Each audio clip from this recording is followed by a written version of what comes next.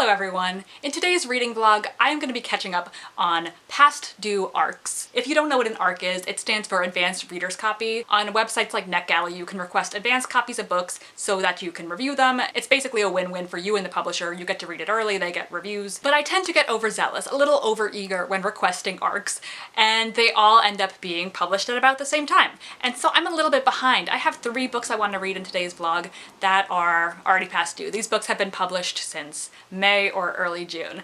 Not doing a great job as a reviewer, but we'll get there when we get there. These 3 ARCs are highly anticipated reads for me. I've already heard such amazing things about these books since they're already out. But these books have a lot of buzz around them right now, and so I'm very excited to finally read them. The first book I'll be reading that I've already started is The Last Contract of Isako by Fonda Lee. Fonda Lee is very well known for her Greenbone saga, which I haven't read. I've heard excellent things, but we're going to be starting with The Last Contract of Isako, which is a standalone science fiction book. Then I will be picking up The Burning Side by Sarah DeMoff, another really anticipated read. People have loved The Bright Years, and I'm very excited to also dip my toe into these authors' writing. And finally, this might be my most anticipated read, but it is Shadow Reaper by Lynette Noni. I adored her Prison Healer trilogy a couple years ago, and I'm very excited to see what fantasy world she has in store for us next. But we'll get there when we get there. We're still on our first book, The Last Contract of Isako. I'm only about 10% of the way in, so I'm just going to give you a quick rundown of what I know so far, because we're still in the early stages of building the world in this science fiction book, so I'm still like not quite there, but we'll get there. I'll keep updating you once I know a little bit more. But for the basics, we are on a new planet that is trying to be made habitable, livable for humans, and right now it's not really habitable. The temperatures are wrong, the oxygen levels are wrong, and so they are trying to make this planet livable. Right now it kind of seems like they're in just like a bubble or a utopia where everything is perfect, but if you're not doing your part, you basically get kicked out of the bubble, and you know, because you can't be wasting oxygen, you can't be wasting all of the resources if you're not doing your part. So it's very harsh. Basically, if you're unemployed, you're gonna get killed. But it's very interesting because in this world, everything's kind of treated as a business. The leaders are called directors. If there's battles or war and land is gained by another person, it's called a merger instead of, you know, actual conquering, land acquisition. If you're asked to resign, you are actually just you're killed. You're kicked out of this little colony, this habitat. Our main character, Isako, as you can imagine from the title, is a contractor, and from what I can tell, she was basically in charge of helping directors, helping people resign, but she finds herself in a sticky situation where she is without a contract, but she is too old to be offered a new one, which, as I've mentioned, if you don't have a job, you're done, you're kicked out. About 10% of the way through, Isako is now offered her last contract, and so I guess we'll see where things go from now.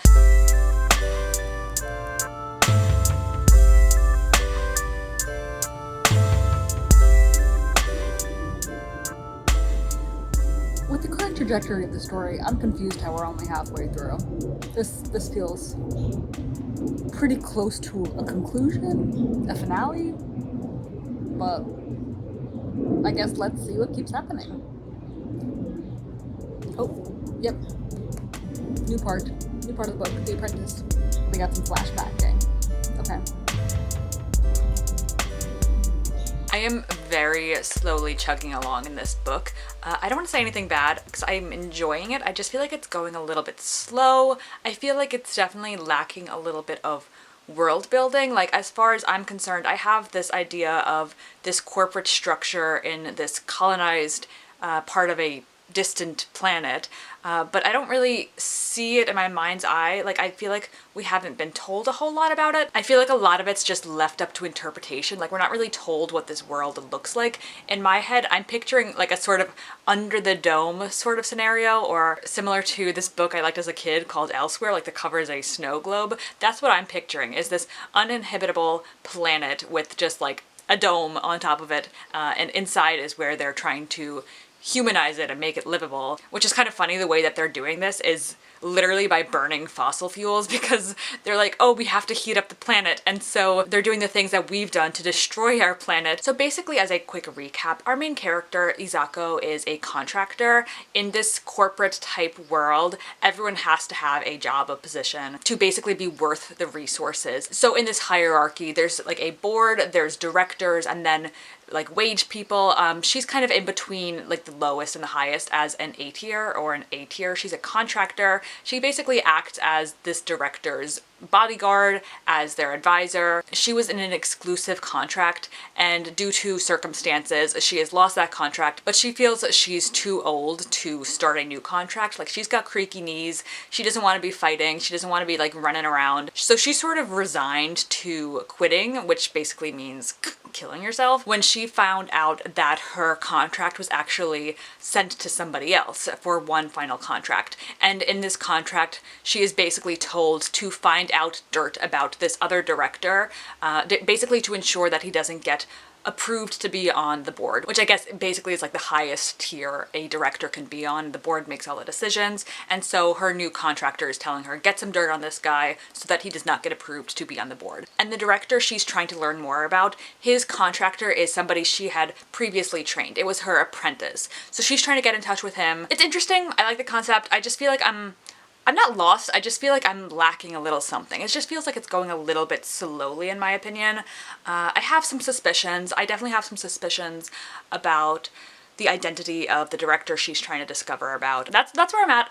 I'm enjoying it. I'm not like obsessed. I'm not obsessed, but I am enjoying it. I have quite a few reading updates. I fear I'm so bad at filming reading vlogs because I just get too invested in the book, and then like filming just exits my mind. I'm like, oh yeah, I'm having a good time, and then like, oh crap, I need to talk about the book on camera for some reason. But obviously, as you can see here, I'm onto the burning side. I finished the last contract of Isako yesterday, so we'll talk a little bit about that, and we'll start talking about the burning side, since I started this also yesterday after I finished the last contract of Isako, and I'm already 50% of the way through, and I feel as if I have perhaps controversial opinions. Go figure. I have a tendency to not like popular things. Oops. But let's start with the Fondly book. This was a standalone science fiction book. As I mentioned, I really loved that it was a standalone, since I feel like a lot of sci-fi and fantasy ends up being long, sprawling series that are very hard to keep up with. In a previous update, I had spoken about how I had some suspicions. Those actually turned out to be correct. I guessed that pretty early on. I think it was supposed to be a big twist, but I kind of feel a little accomplished because I had guessed it pretty early on. I don't think having guessed it correctly ruined the experience for me. I think actually the second half of that book I liked a lot more than the beginning of it. The beginning of the book is told from the perspective of Isako as she is going about her last contract. The second half of the book, as I mentioned in perhaps a earlier clip, is actually a flashback in the point of view of her apprentice, who is basically the A tier, the contractor of the director who Isako is trying to stop from being put on the board. This perspective, this second half of the book, adds a lot of context to the story that I really, really enjoyed. It definitely helps on the world building, the understanding of kind of the sects, the religions, the different political leanings, which I thought was really fascinating. In the first half of the book, we are kind of told these terms of this world without much context, and then in the second half of the book, it all kind of comes together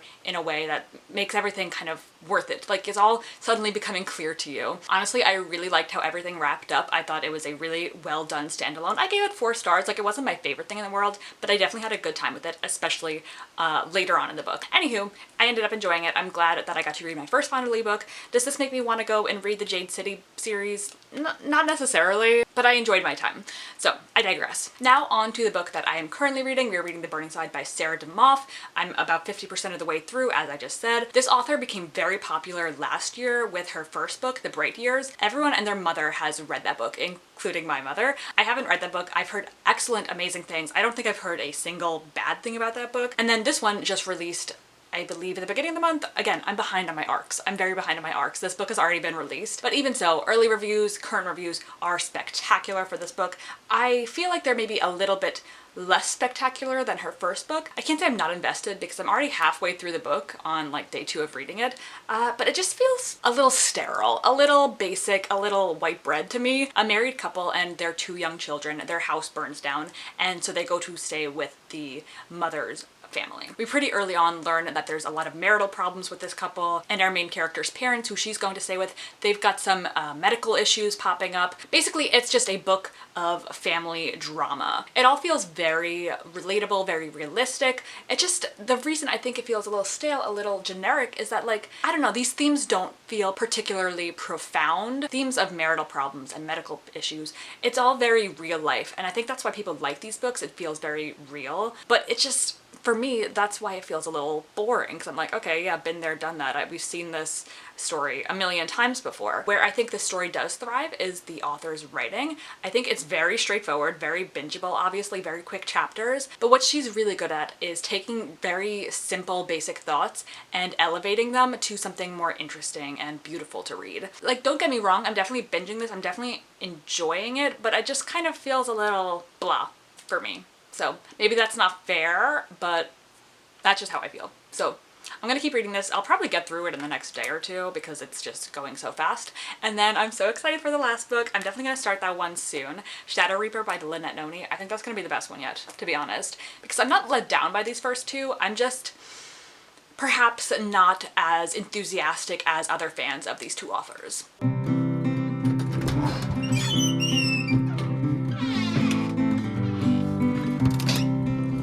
Gatsby. Excuse me. Hi, baby. Excuse me. Let's get you some water first of all. It's hot as heck out here. Come on. Let's start with some water. There you go. He doesn't want the water though. He wants the treats. You want the treats? Yeah. Hold on. Hold your horses. Yeah. There you go, baby.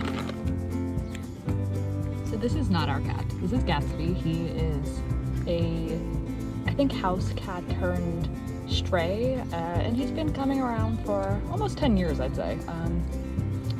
Yeah, so we're friends until I stop feeding him.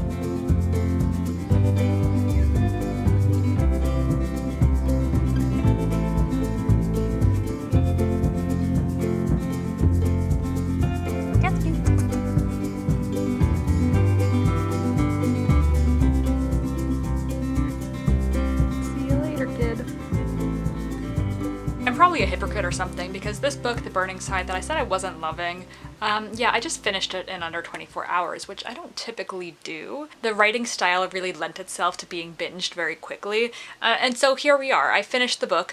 I'd probably give it a 4 stars. I mean, I feel like maybe I was a little bit harsh on it in the first clip where I started reading this, saying it was like a little generic, a little boring, because I think that's kind of the point, is that it's covering very mundane topics. Like, these are things that happen in everybody's life. Marital problems, medical problems, just like familial issues that are just so common that my initial reaction was, okay, yeah, boring.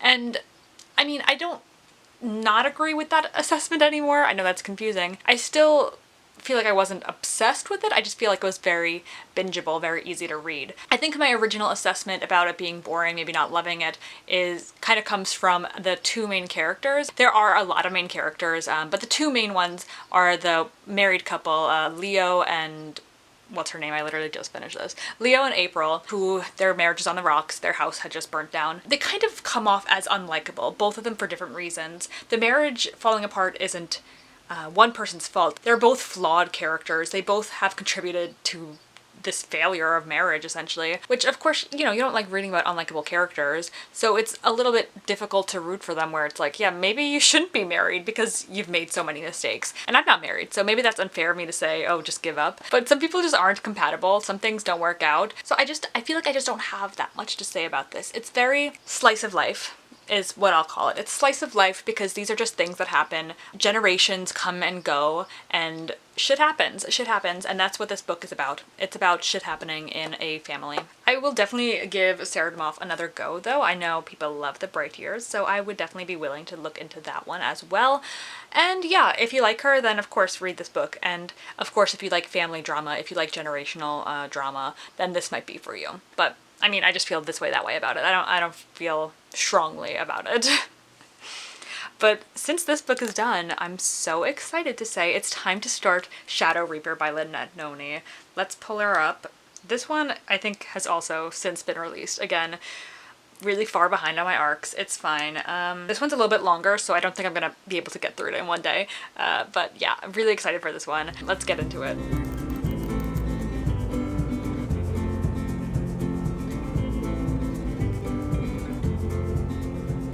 I feel like I've been putting off updating you about this book because I'm not liking it. Oh, I hate to say it, but I'm not loving it. It's definitely unfair to critique a young adult book by saying it feels young adult, but it just feels very, very young adult. The Prison Healer trilogy was young adult. That was never an issue for me. I still loved it, even in my mid-20s. Now, maybe 2 or 3 years later in my late 20s, the young adult just doesn't do it for me anymore. Let me give you a quick synopsis, even though I'm like only 30% of the way through this book. I got the basic idea, especially because it's very exposition heavy. They're just having characters explain the entire world to you in just the weirdest, strangest way. They have like a sleepover type family game night, and one of the younger characters is in school and they're quizzing her about the world. They're like, oh, and why does a reaper do this? And why would this happen? And what does a hunter do? And I'm like, oh, this is the cringiest thing I've ever read in my life. The fact that they're having a family night with the mom and the siblings. I'm like, this is just a fantasy book. Why are we having a sleepover in a fantasy book? Whatever. I digress. I said I was going to describe the book and then I went off on a tangent. Basically, this is a young adult fantasy book. As I've mentioned, it's young adult where oh god, it's just so ridiculous. Where there's some sort of magic called elixir. There's literally a glossary in the first couple pages of the book, and it says elixir, another word for magic. I'm like, then why not just call it magic if it's literally just magic? Whatever. So in this world, there are people called reapers who steal magic, and there are hunters who go after the reapers. But an interesting thing about this world is that at 14 years old, your magic is siphoned away from you to power these obelisks that protect the country, the nation, whatever, from a mist, a fog, I don't know. Only kids under 14 have the magic, which is just so bizarre that this is the rules that they've implemented, because they have a problem in this world that obviously only kids under 14 are targeted by the Reapers, because these are the only people with magic. So like, why would you implement this rule, this law, this government where you're intentionally endangering only children? It's just so bizarre and weird to me. I think this is going to take a romantic turn, because they currently have imprisoned this guy who is a Reaper. He's very close with the main Reaper priest or whatever. They have to interrogate him to find out where the main guy is, but this guy is also somebody who our main character was chummy with in her childhood, and then, oh my god, he turned into a Reaper. I can imagine that it's for some complicated reason that we just don't know about yet, and that it's like a big misunderstanding. Oh man, it's not good. It's just not good, I fear. I think maybe it'll get better, but I also don't have high hopes for that. It's a nice day today. I have off work, actually, since I worked 6 days last week. So I'm gonna sit outside on this lovely day and do some more reading. Although, to be fair, I haven't even been reading Shadow Reaper. I've been reading Culpability by Bruce Haldinger, and it's so good. But I'm gonna take a break from that to actually read Shadow Reaper, because I'd like to get it done this week so I can get this vlog up. Oh, and I totally forgot to mention, because I was too busy ranting about this, is that Veery, the main character, is of course a hunter, and the love interest, of course, is a Reaper. So we have that kind of forbidden enemies to lovers romance. Yeah. And she's, of course, like the youngest, but also the best hunter that there's ever been.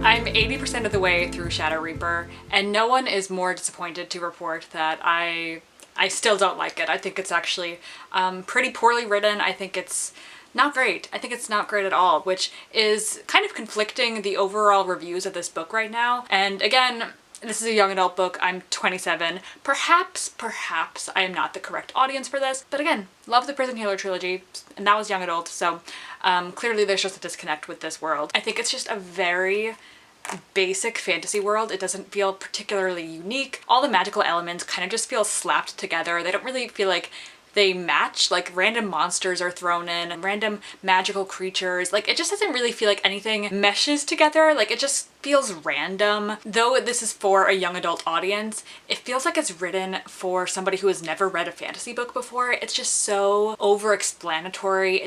They're feeding you the information in these big information dumps, and it's just, oh god, it's so boring. Our main character, Viri, she's just basically in the dark about everything, and it makes her feel stupid. It makes her feel like a stupid main character, which is not what, you know, most readers are looking for. We're looking for a strong female character, and she's just basically being led around, not really accomplishing much on her own. She's just following people. There's all these secrets about her past that everyone seems to know except her, and she'll be like, oh, tell me what this is, and then they'll say, we can't. There's something urgent happening right now. We're being attacked by monsters. I'll tell you later. And then they tell her later in this big information dump, and it's just so redundant and boring. I want to learn about these things naturally. I think this is going to be part of a trilogy. I have no plans on continuing this series. Frankly, if I wasn't reviewing it for NetGalley, I probably would have DNF'd this book, to be completely honest. On my Kindle, it says I have about an hour and a half left of this, so I'm gonna finish it. I'm just not gonna be particularly thrilled about it. Lynette Noni is definitely known for her twists, especially in the Prison Healer series. Like, I remember being absolutely flabbergasted by the end of that book, and that's why I loved that trilogy, honestly. And you could tell that she's trying once again to do the twists in a very engaging way, and I fear they're just not impactful. Not that they're not surprising, like, they just feel forced, they feel stupid. Another major issue I'm having with this book is, again, the Reaper versus Hunter thing. We are told that the male main character, Reeve, is a Reaper. We also know that he used to be best friends with our female main character. But when they meet up again 7 years later, she's completely distrustful of him because she perceives him as a Reaper, as basically a child murderer. But everything we see of him in present day does not really portray this Reaper attitude that she thinks he is. So it feels like she's stupid that she's not catching on to these things that I'm catching on. Like, nothing about him or his actions show me that he is a Reaper. And the fact that she just is so distrustful of because something she saw 7 years ago while she was a child, it makes me feel like the main character is stupid, and I don't like that. I don't like reading about a stupid main character. I'm clearly in the minority here as an adult reading a young adult book that's probably meant for teenagers, but I feel like even as a teenager I'd be annoyed by this. I don't know. Oh my, this is so stupid. I haven't the patience. A knife is coming close to someone's chest, and it has been for like the last, I don't know, like chapter.